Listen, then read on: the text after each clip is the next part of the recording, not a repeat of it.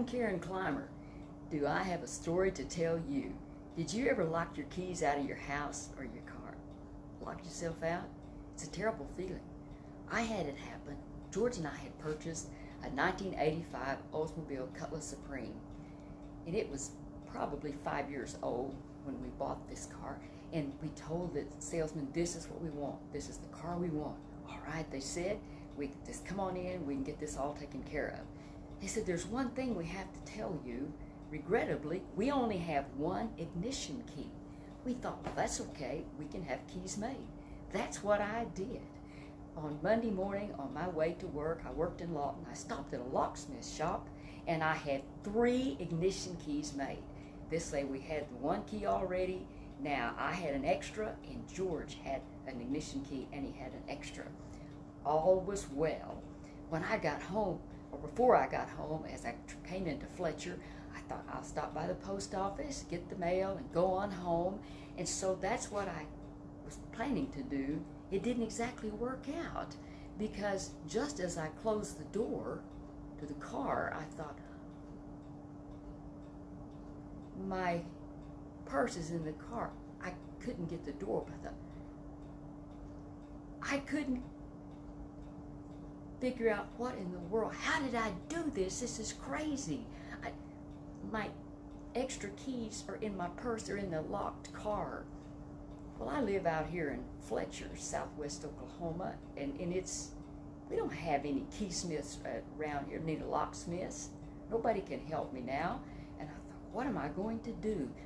I know they had cell phones out, but they hadn't been out a long time, and we certainly didn't have the money to have one.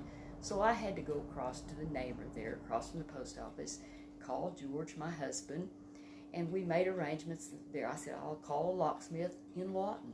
I called the locksmith in Lawton, and they said, we are sorry, but all of our representatives are out on calls.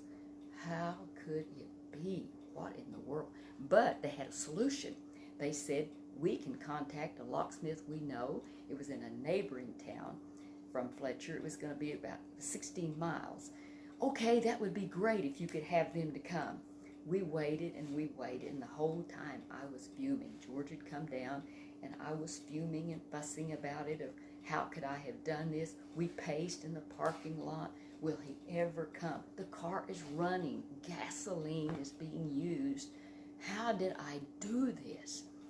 I thought, I can hardly wait to see this truck come around the corner here soon and be in this parking lot, and it's going to have, this sign, whoever this is, this locksmith is, and they're going to jump out in their nice crisp uniform, and they're going to do whatever they do to unlock this car. Finally, here comes this big black van.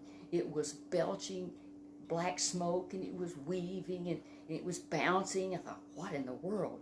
It couldn't be our locksmith. There's no way. No way. But it pulled up, and this gentleman jumped out. This car was actually bouncing as it came up, and I thought he's going to charge our running car. But he stopped just in time.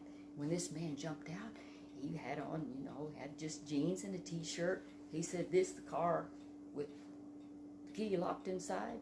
Yes, sir, it is. He had this little rectangular box. It was just anything, and he had a rod with him, a little really skinny rod.